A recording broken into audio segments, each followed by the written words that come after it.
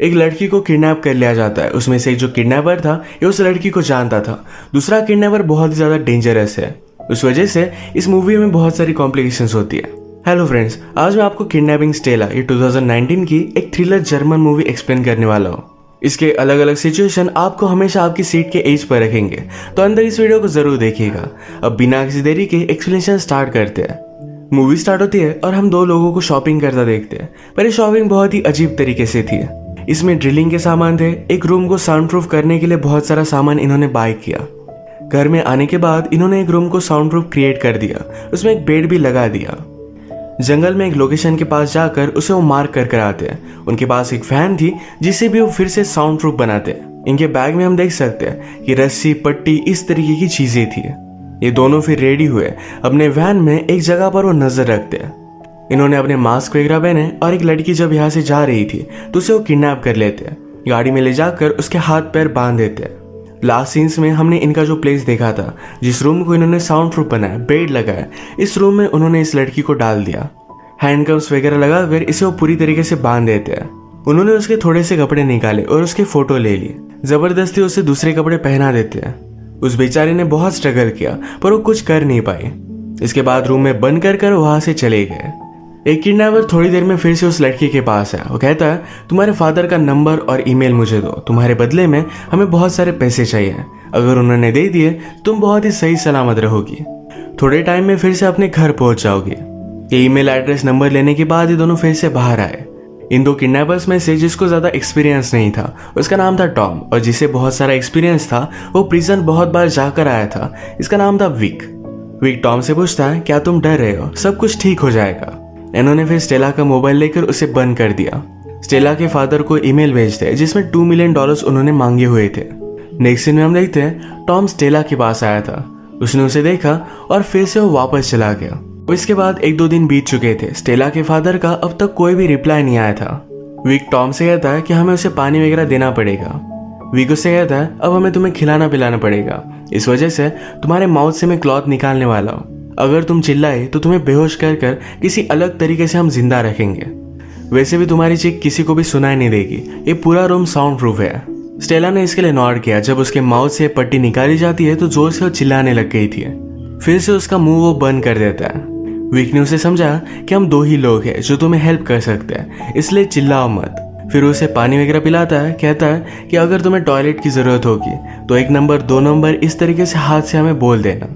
Stella को toilet करना था तो अपने फिंगर से उसे वो बता देती है। यही पर बेड पर उसे करना पड़ता है। बेचारी बहुत रो रही थी। ये सारी चीजें करने के बाद टॉम को हम जरा डिस्टर्ब देखते हैं। ये बात विक ने जान ली थी। पूछता है, तुम खाना क्यों नहीं खा रहे? टॉम ने कहा कि मेरा मूड नहीं है। विक कहता है, तुम्हें सही तरीके से अपना ख्याल रखना पड़ेगा, वरना हम प्लान को अंजाम नहीं दे पाएंगे। टॉम फिर भी खा नहीं रहा था तो जबरदस्ती उसके मुंह में वो खाना भरता है। विक ने उसे कहा कि हमने सब कुछ प्लानिंग की है, सारी चीजें परफेक्ट हो रही है, पर फिर भी तुम अपने आप पर डाउट कर रहे हो। तुम्हें लगता है ये अनसक्सेसफुल हो जाएगा, इसी वजह से तुम खाना नहीं खा रहे थे। मेरे साथ बोलो कि हम इसे कर रहेंगे। टॉम भी यही चीज रिपीट करता है। विक के रूम से बाहर जाने के बाद स्टेला की फोटो देखकर वो सैड हो रहा था। उसकी तकलीफ उसे देखी नहीं जा रही थी। वो स्टेला से मिलने के लिए गया। वो उसे कहती है कि उसे पूप करना है, तो इस वजह से उसके हैंडकफ अब उसे निकालने पड़ेंगे। वो निकालता है, उस पर गन निकालता है, यानी कि वो कुछ कर ना पाए। स्टेला कहती है कि प्लीज उस तरफ देखो, वो इस तरीके से सब नहीं कर सकती है। उसने बहुत रिक्वेस्ट की तो टॉम अलग डायरेक्शन में देख लेता है। स्टेला ने बकेट लेकर जोर से उसे मारा। इससे उसकी गन नीचे गिर गई थी। स्टेला ने जल्दी से इसे उठा लिया। वो कहती है कि मुझे जल्दी से तुम्हारी कीज दो। टॉम उसके पास आ रहा था, उससे गन छीनने की कोशिश करता है, पर स्टेला ने गन को शूट कर दिया। यहीं पर उसका मास्क भी वो निकाल लेती है। वो एक्चुअल में टॉम को जानती थी। वो उसे देखकर सरप्राइज्ड हो गई। उससे पूछती है कि तुमने ये सब किया क्यों? टॉम कहता है कि तुमने मेरी जिंदगी बर्बाद की है, तुम यहाँ से नहीं जा सकती, तुम्हारी गन मुझे दे दो। स्टेला कहती कि प्लीज रुक जाओ, मुझे तुम्हें कुछ कहना है। पर इससे पहले टॉम ने स्टेला से उसकी गन ले ली। जल्दी से उसे फिर से वो बांध देता है। टॉम ने कहा कि ये सब तुम्हारा ही फॉल्ट है, तुमने मुझे अकेला छोड़ दिया था। उसने वार्न किया कि अगर विक को इसके बारे में पता चला तो हम दोनों को मार डालेगा। थोड़ी देर में विक फिर से वापस आया। अब तक स्टेला के फादर पैसे देने के लिए माने नहीं थे, इस वजह से अब विक के पास एक अलग प्लान था। वो टॉम से कहता है, कल का दिन जरा एग्जॉस्टिंग होगा, इसके लिए हमें रेडी होना पड़ेगा। अगले दिन वो स्टेला के रूम में जाकर कैमरा वगैरह लगा कर आते हैं। विक ने स्टेला से कहा कि अब हम तुम्हें सेडेटिव देंगे, इससे प्रोसेस बहुत ही ईजी हो जाएगा। उनका प्लान था कि वीडियो में लाइव स्टेला का फिंगर कट कर ये वीडियो उसके फादर को भेजेंगे, जिससे वो डर कर इन्हें सारे पैसे दे देंगे। स्टेला जब ये रियलाइज करती है तो बहुत ज्यादा डर जाती है।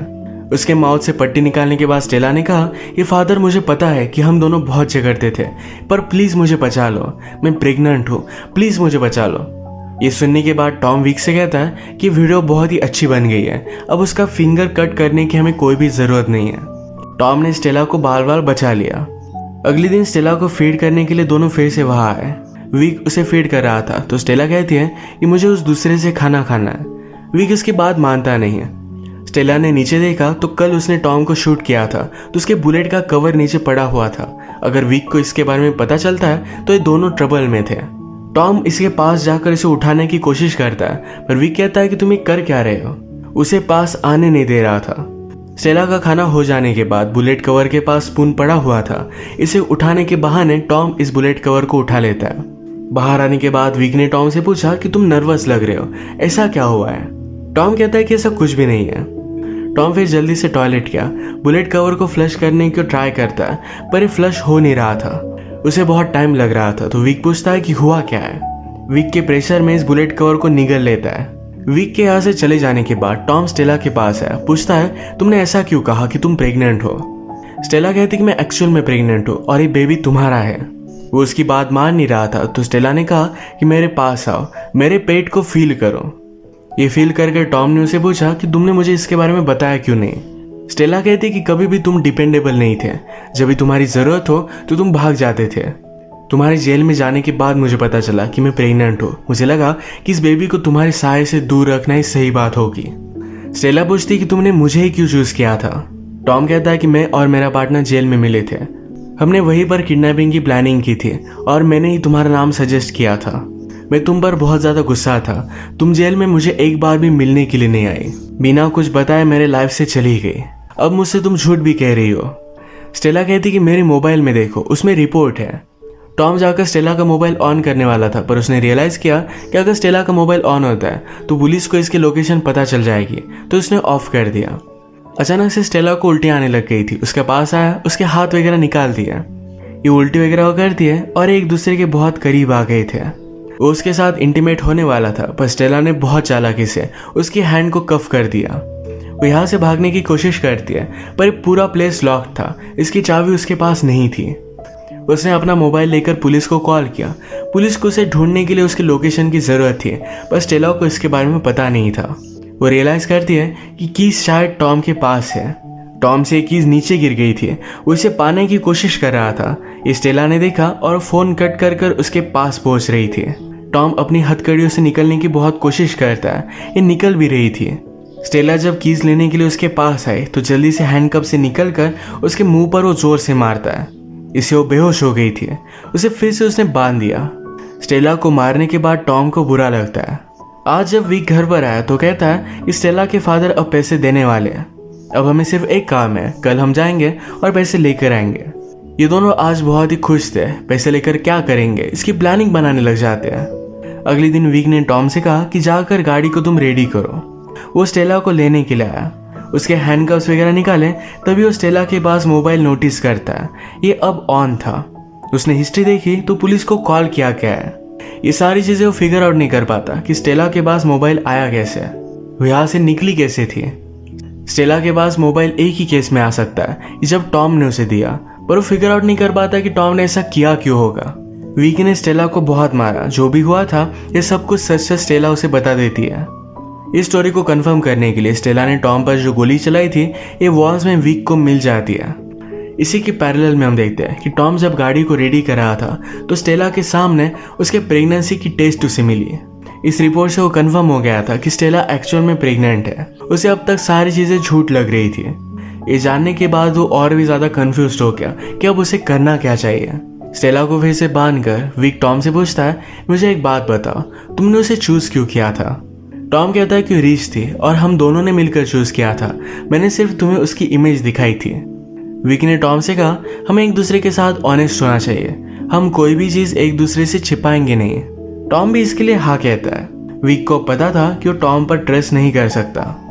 ये दोनों फिर स्टेला के पास आए, उसे बेहोश कर गाड़ी में रखकर एक लोकेशन पर लेकर आते हैं। नदी के पास एक घर में उन्होंने इसे बंद कर दिया था। इनका प्रीवियसली प्लान था कि जब स्टेला को होश आएगा तो उसके पास चाबी होगी, वो अपने आप को खोलकर यहाँ से चली जाएगी। पर अब विक ने प्लान चेंज कर दिया था। वो कहता है अब हमारे पास चाबी होगी और तुम मेरे साथ चल रहे हो। टॉम जरा वरीड हो जाता है, पर विक को शक ना जा पाए, इस वजह से उसे उसके साथ जाना पड़ा। ये जब अपने तय किए हुए लोकेशन पर आए तो वहां पर कोई भी नहीं था। आसपास कहीं भी पैसे दिख नहीं रहे थे।